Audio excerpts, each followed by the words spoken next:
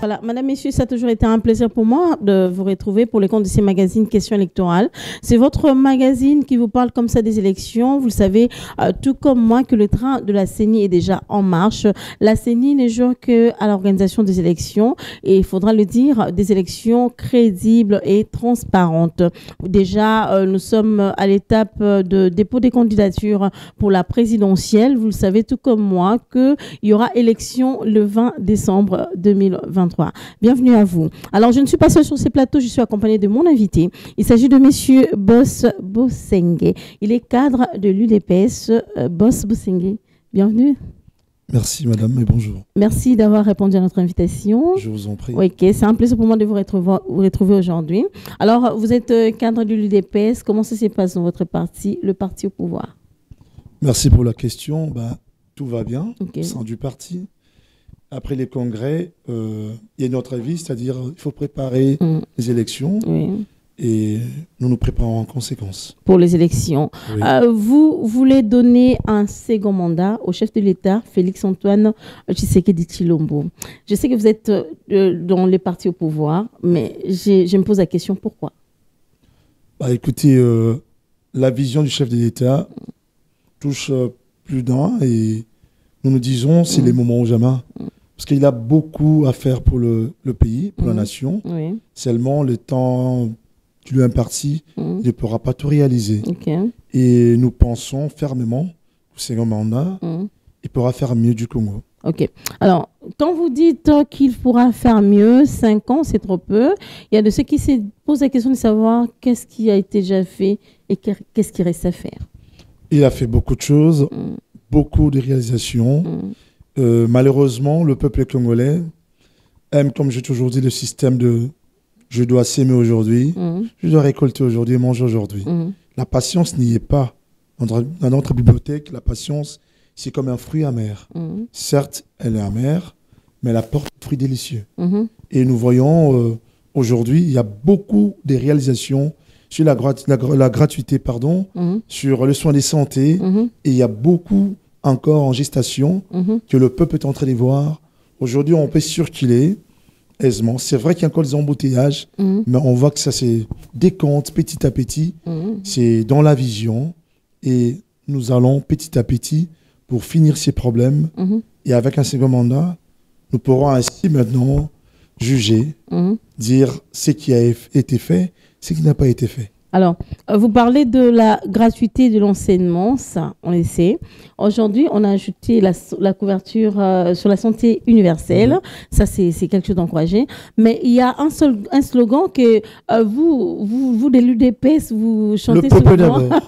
Exactement. Papa Lobaki, le peuple d'abord.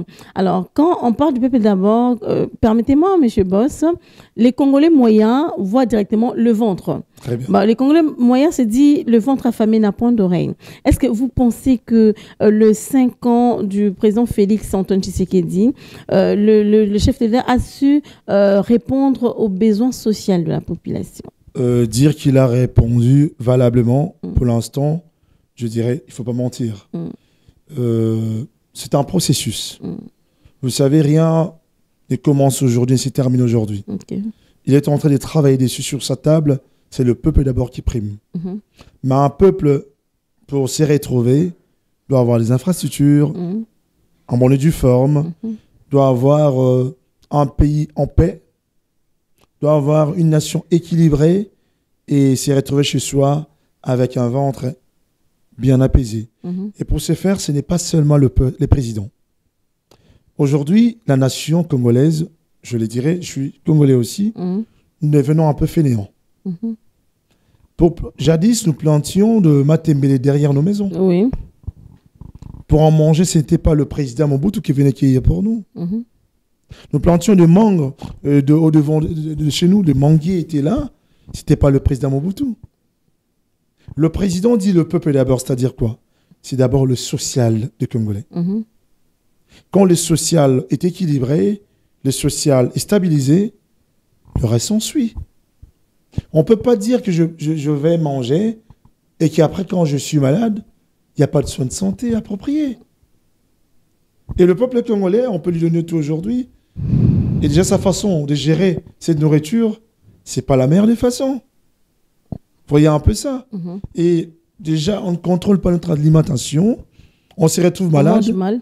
On veut encore que le président vienne sauver, justifier. Mais excusez-moi, nous tombons malades parce que nous mangeons n'importe quoi. Notre alimentation ne veut pas bien gérer. Nous tombons malades jour après jour. Là, ce n'est pas le peuple d'abord. On doit prendre soin de soi-même d'abord. Avant que je ne vienne sur votre plateau, je dois m'acquérir que je vais manger. Je ne dis pas je vais sur votre plateau, ouais, je vais manger après l'émission. Non, ce n'est pas une restauration ici ou un restaurant. Ce n'est pas ici que je dois venir m'acquérir de ma nourriture. Je dois être en forme.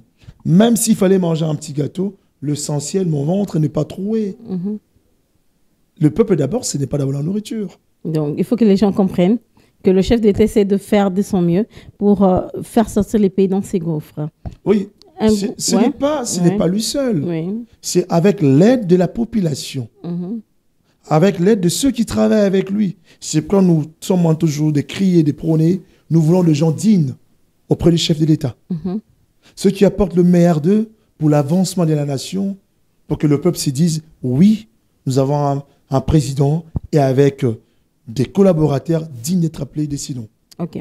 Alors, le chef d'État peut quand même compter sur l'UDPS pour un second mandat, ça vous l'affirmez, hein? Nous l'affirmons haut et fort. L'UDPS, nous sommes derrière Fachi Béton. L'UDPS vit avec Fachi Béton. L'UDPS marche avec Fachi Béton. Et tout ce qu'il fait, nous sommes derrière. C'est pourquoi après les congrès, mais pendant les congrès, nous avons dit, c'est lui notre candidat unique et valable. Et nous sommes sûrs qu'avec l'aide de Dieu, le second mandat est en route. Ok. Alors, ça, c'est déjà un acquis. L'UDPS a répondu favorablement au dossier électoral, c'est ça, hein? Oui. Vous êtes candidat? Oui, je suis candidat à Moamba, candidat député national. Vous verrez, le 7e nom, c'est mon nom. Voilà, par la grâce de Dieu. Sur combien de noms, Moamba? Bon, on a retenu 11 noms, parce que c'est en siège. Et on a retenu 11 noms. Et nous avons la confiance du secrétaire général, que je salue même, de tous les hauts cadres et autorités du parti. C'est quand nous retrouvons dedans. Et nous savons que nous allons faire un travail et qui, toujours avec l'aide de la population, nous serons élus, nous ferons le travail qu'il faut. Ah, vous êtes candidat député national ou provincial? National. Ok. Moamba. Ok. Très bien. Alors, pourquoi vous avez... Moamba regroupe 5 communes. Ok. Matete, Lemba, Limete, Ngaba et Kisenso. Des grandes communes, hein? Des très grandes communes. Vous n'avez pas peur de la concurrence? Ce sont des poids lourds. Je suis un des dignes héritiers. Des gars qui ont vécu. Voilà, vous le savez. Qui ont déjà de l'expérience là, mais vous n'avez pas peur de la concurrence. Toute ma vie, je l'ai passé à Moamba. J'ai étudié à Moamba. J'ai pratiqué les arts martiaux à Moamba. J'ai tout fait à Moamba. De ma vie, c'est Moamba. Donc, les habitants ou la population de Moamba peuvent facilement vous reconnaître par vos actions. Je vous répète, je suis le digne héritier de Moamba. Ah, héritier? Oui. Je suis l'enfant de la maison. Je sais où ça sointe. Je sais où ça va et où ça ne va pas. Parce que je suis du terrain. D'aucuns se posent la question, mais vous revenez peut-être de l'étranger aussi, vous êtes de la diaspora, hein, et vous êtes venu ici pour nous dire que vous allez finir nos peines ou bien apporter notre voix à l'Assemblée nationale, aussi longtemps que vous n'avez pas vécu notre souffrance. Une nuance, c'est faux et archi faux. Je suis allé en Europe étudier. Je suis toujours ici. J'ai encore ramené des masters ici. Je ne suis pas allé pour embobiner ma personne ou piapiater. Je n'ai pas dépensé ternes et fades pour présenter au peuple. Si vous venez aller avec moi un jour, vous verrez comment je suis valorisé. Nous allons m'attêter, vous le verrez. À qui sens même j'y vais. Là, les autres n'y vont pas, moi j'y vais. En Banzalemba, en Ngaba, je suis l'ami de ces gens coulous là, moi je sais les gérer. Leur dire, il faut arrêter cela. À Limete, j'y suis. Vous voyez un peu, à Lemba, partout j'y suis. Diaspora, non. Je suis enfant du pays. Je suis allé étudier. Et par la grâce de Dieu, je peux voyager et revenir. Ce n'est que la grâce de Dieu. La grâce de Dieu surabonde dans nos vies. Pourquoi seulement les autres peuvent régner dans ces pays? Et pas vous. Pourquoi pas les enfants de Dieu? Et je vous apprends que je prêche la bonne nouvelle, moi. Je suis un conférencier. je suis prédicateur de la bonne nouvelle. Mhm. Donc, je n'irai pas pour détruire l'emblème, l'identité que j'ai en Jésus-Christ. Mhm. Je ne peux pas cacher cela. Je vous dis, c'est grâce à Dieu que je me retrouve parmi les 11. C'est une grâce. C'est une grâce divine. Alors, quand on parle d'un cas, c'est quelque chose qu'on n'a pas mérité. Voilà, Oui. une faveur imméritée. Ok. C'est pour vous dire que je ne viens pas pour montrer aux gens que moi, j'ai vécu la peine. Mhm. Ceux qui me connaissent, faites un micro-trottoir, ils vous diront, moi, j'ai galéré dans ces pays. Mhm. Donc, vous connaissez la souffrance des Congolais. Je connais comment les gens... Bazo, mais la maille à l'aube, je l'ai dit en lingala. Mhm. Maille à l'aube, à un moment, on appelle ça Sprite, quand Sprite est arrivé. Je connais comment galérer. Moi, j'ai étudié au campus. Mhm. J'ai aussi un diplôme de l'UNIKIN. Mhm. J'ai une licence en droit toujours. Donc, pour dire que moi, je faisais le pied pour aller au campus. Mhm. Quand je faisais mes bêtises à la maison, papa me disait pas de transport. Mhm. Mais je partais étudier. Donc, ce n'est pas aujourd'hui qu'on me parlera de la peine du peuple congolais ou de ma commune, ou de mes communes, ou de ma nation. Voilà, vous connaissez votre pays et vous êtes revenu pour apporter un plus, contrairement aux autres qui sont partis pour ne plus revenir. Alors, pensez-vous que la population congolaise... Je suis revenu avant le président de la République. Avant Qu'il ne soit élu, moi j'étais déjà revenu. Ah, vous n'avez pas répondu à l'appel du chef de l'État comme les autres. Non.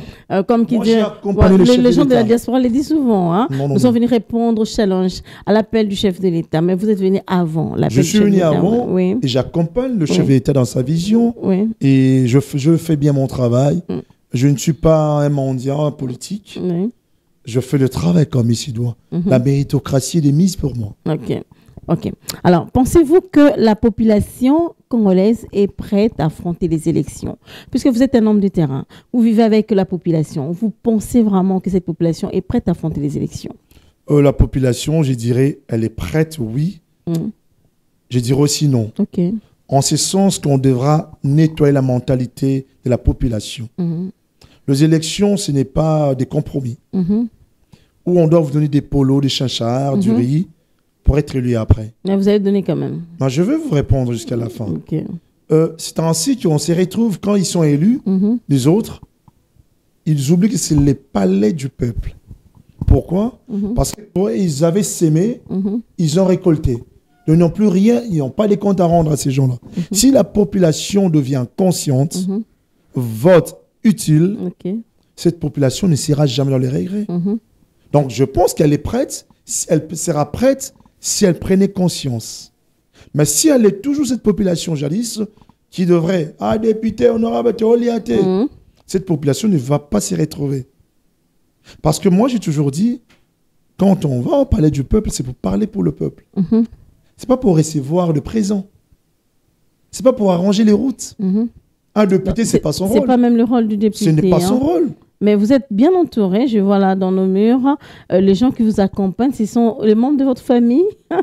Bah écoutez, c'est une marée. Hein. Ouais. Je ne sais pas si j'ai 1000 personnes dans ma famille, je ne sais pas. 1000. Ça, c'était juste un enrôlement. Ok, au-delà de... Ce sont les gens qui m'aiment et qui ont confiance en moi. Ok, les gens de Moamba. Oui, de Moamba. Qui vous aiment tellement. Oui, madame. Et on est déjà rassuré que lors de la campagne électorale, vous n'allez rien dire, il y aura déjà devoir. Vous n'allez rien donner comme non, écoutez, oui. Je vais donner déjà mon plan d'action, mes projets. Oui. Je vais expliquer c'est que c'est la politique, c'est que c'est un député, c'est que c'est la vision du chef de l'État. Qu'est-ce que nous avons réalisé, nous n'avons pas réalisé. Et par après, je vais leur demander de prendre conscience pour le vote. Je ne suis pas riche. Qu'est-ce que je peux donner à cette population? Le plus riche, c'est eux, ces gens-là. Parce que ce sont eux qui font de nous ce que nous sommes. Donc si eux m'envoient, et je vais travailler pour eux, je n'ai rien à leur donner. Je n'ai pas à acheter leur voix. Je n'ai pas à acheter leur conscience. Si j'achète leur conscience, donc j'irai au Parlement avec une conscience sale. Je ne veux pas de ça. Ils ont servi de marchepied. Vous montez à l'Assemblée nationale et puis les vacances parlementaires, c'est en Europe, à l'étranger que vous les faites. Et vous oubliez votre base. La base qui vous a accompagné, là. Je n'oublierai jamais la base. Maître Boss, on va retenir ces images. Pour vous dire que vous avez oublié votre base, oui. Parce que vous n'avez pas mes images. Oui. Mardi ou mercredi, j'étais avec la base. Ok. Ils ne m'ont rien demandé. On parlait de tout et de rien. Et ça leur a fait du bien. Et je les ai surpris. Et au bout de 5-10 minutes, 100, 200, 300, j'ai dit non, écoutez, je ne veux pas ça. C'est juste pour vous dire bonjour. On a communiqué avec eux. Et je dois aller, j'ai beaucoup de bases, en fait. C'est pas qu'une seule base. J'ai des bases à Matete, j'ai des bases à Lemba, Limete, Angaba et à Kissensu. Et ce n'est pas de moindres personnes. Ce sont de foules et de foules qui croient en la vision du chef de l'État au travers de ma personne. Est-ce que c'est pas la notoriété du chef de l'État qui a permis que vous ayez cette foule immense qui vous suit derrière?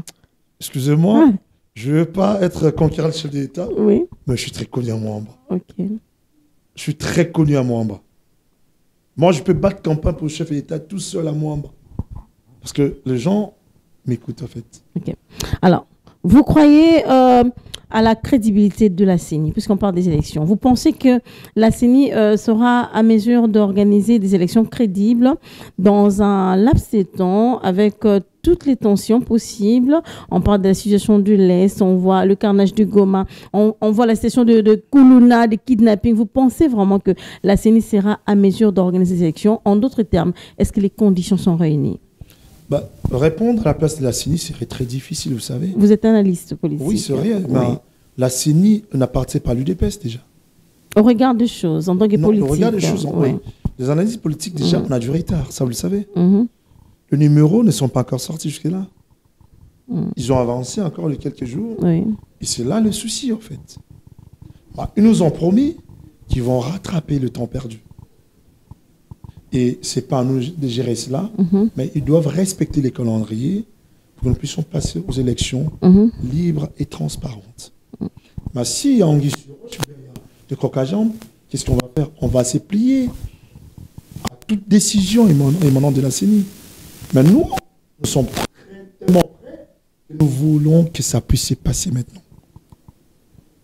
Mais si la CENI décide autrement, l'UDPS, le président de la République, est-ce que c'est pour là que nous sommes? Nous allons nous plier à cela. Parce que nous ne sommes pas au-dessus de la CENI, nous. Oui, ouais, ça sera appelé un glissement d'une autre manière de l'autre côté de l'opposition. Non, je vous demanderai d'aller un peu voir la CENI. D'aller voir la CENI. Oui, aller poser des questions comme ça. Un jour, si nous revenons ici, on va en débattre. Ok. Alors, on ira aux élections, bien sûr, avec ou sans l'Est. Écoutez, nous prions que la paix puisse régner dans la vie de nos frères à l'Est. Nous sommes une famille. On fait jamais la fête lorsqu'on brille chez son frère. Ce ne sont pas des voisins, ce sont nos frères. Et ma prière de tout le jour, c'est que ces gens retrouvent leur paix. Et nous croyons fermement que Dieu va agir et qu'avec nos forces armées congolaises, nous aurons la paix. Ok. Quelques territoires ne vont pas voter, ça c'est sûr. Hein. C'est sûr, ça c'est pas contesté. Alors, le champ de l'opposition pense que la CENI va à la va-vite. Les gens de l'opposition demandent à ce qu'il y ait audit du fichier électoral d'une manière ou d'une autre. Vous, qu'est-ce que vous en pensez? Ils étaient où depuis tout ce temps? Il ne faut pas attendre qu'on arrive près de la date, commencer à piapiater. Nous ne sommes pas des rabougris. Écoutez, un rabougri, cette personne qui n'a pas des pensées en place, qui passe à appétence à appétence. Moi, j'ai toujours dit, les opposants ne sont pas les ennemis. Ils ne sont pas ennemis. Ils sont nos frères. Mais l'opposition, c'est quoi? Ce n'est pas l'insulte. Ce n'est pas des critiques qui n'avancent à rien. C'est proposer aussi. Ils ont proposé ça quand? Ils proposent ça au parti. Nous ne sommes pas la CENI. Ils sont allés voir la CENI, ils ont vu Kadima.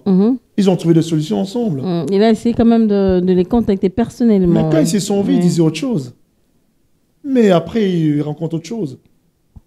À un moment, il faut se calmer. Ils ont eu tout ce temps et l'opposition, et nous sommes soumis au calendrier de la CENI.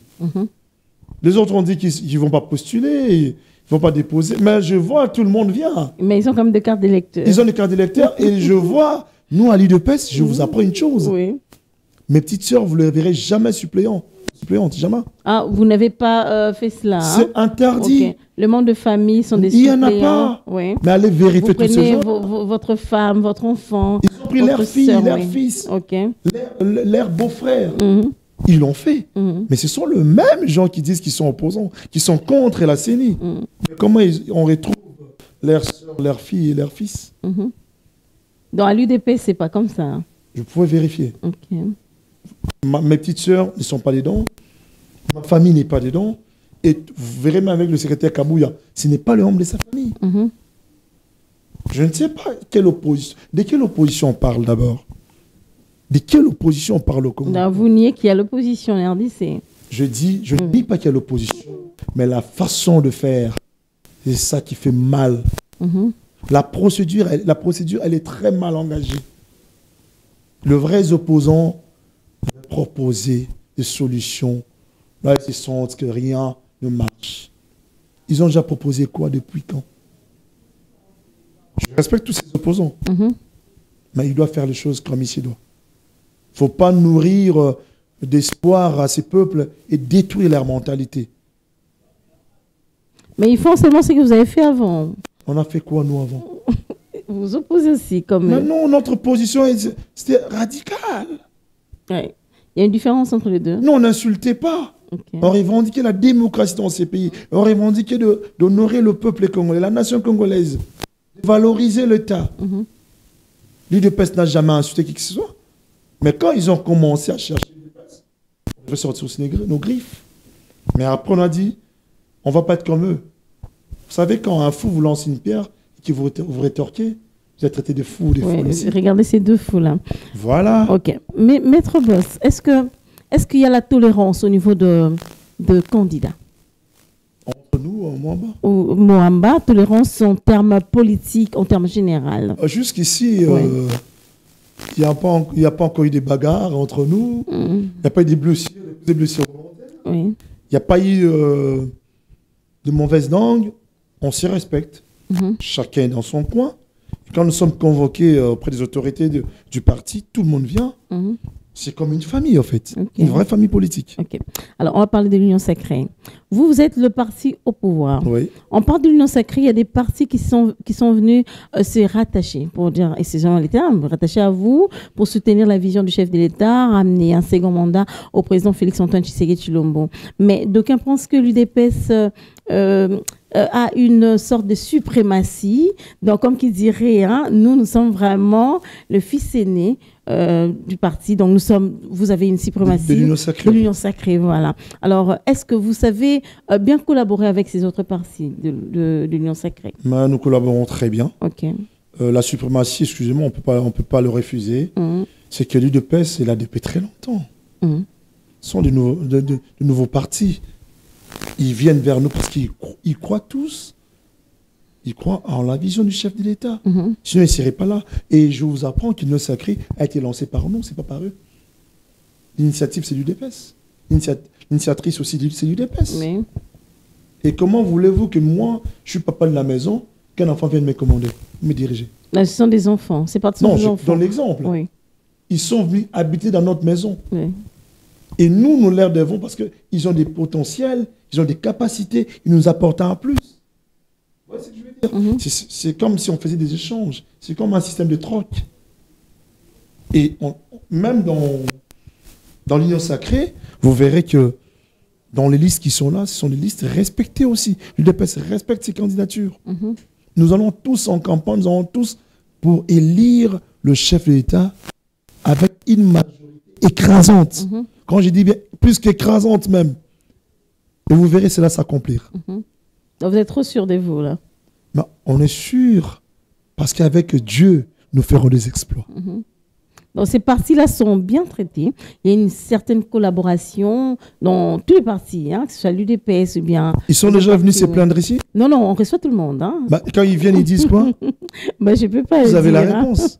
Je peux pas le dire. C'est vous, parce que vous êtes de l'UDP, c'est à vous de constater, de voir. Bah, tout va bien. Ouais. Tout va très bien. Vous pouvez dormir debout. Ok. Tout va très bien. D'accord. Ça ne va pas se dissoudre un jour, hein, comme d'aucuns le pensent. Alors, vous êtes candidat à la députation nationale. Oui. Vous avez aussi suivi le parcours électoral de la RDC. Alors, qu'est-ce que vous allez proposer, par exemple, à la CENI pour qu'au moins cette fois-ci, qu'il y ait gain des causes, qu'on ne crie plus à la tricherie comme d'avant aux nominations? Bah, c'est que moi, je pourrais conseiller à la CENI, Oui. c'est d'être vraiment ceux qui vont diriger les choses sans parti pris. Ok.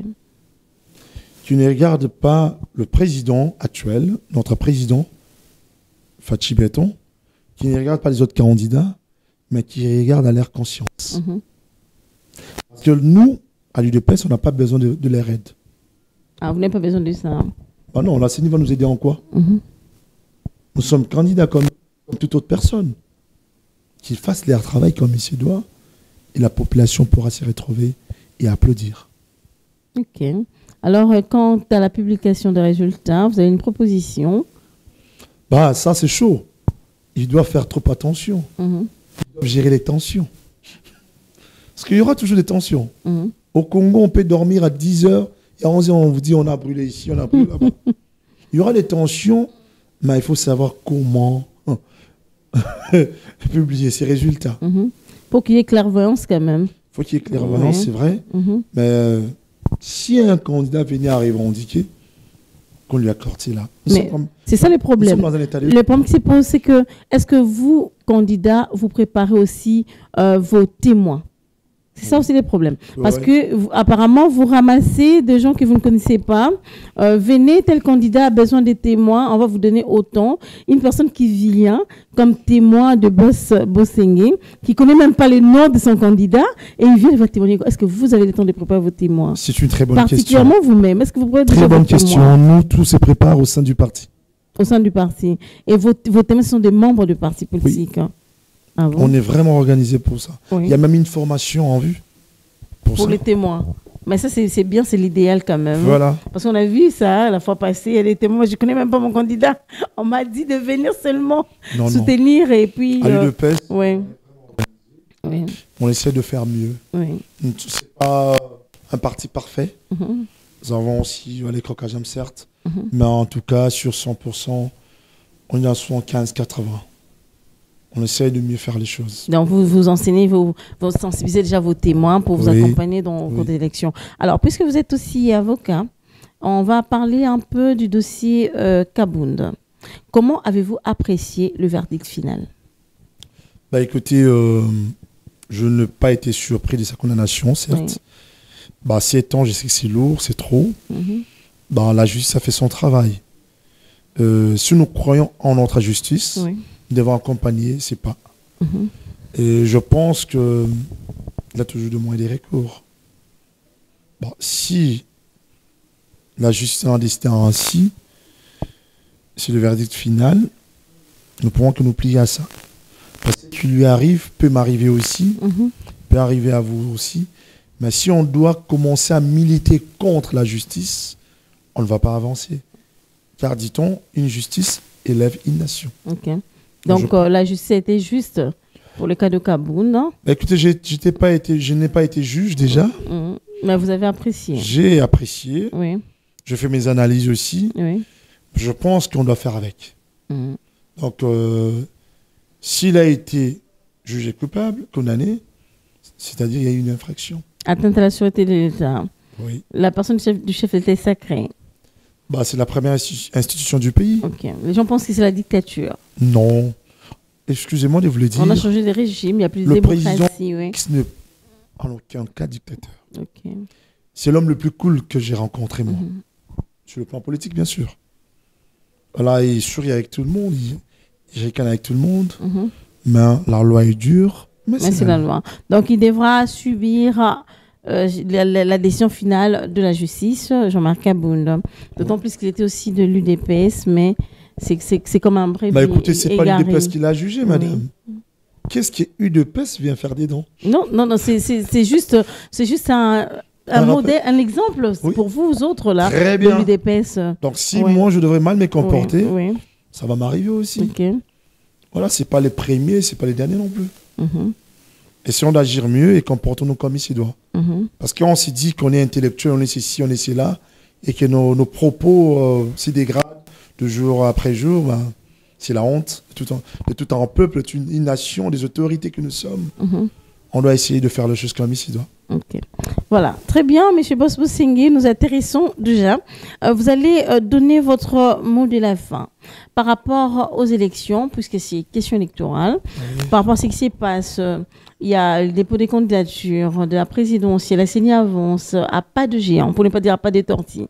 Mais vous êtes candidat, vous allez donner un message, peut-être à votre base, sans pourtant faire la campagne électorale. Vous avez donné un message à votre base pour faire un vote utile au moment venu.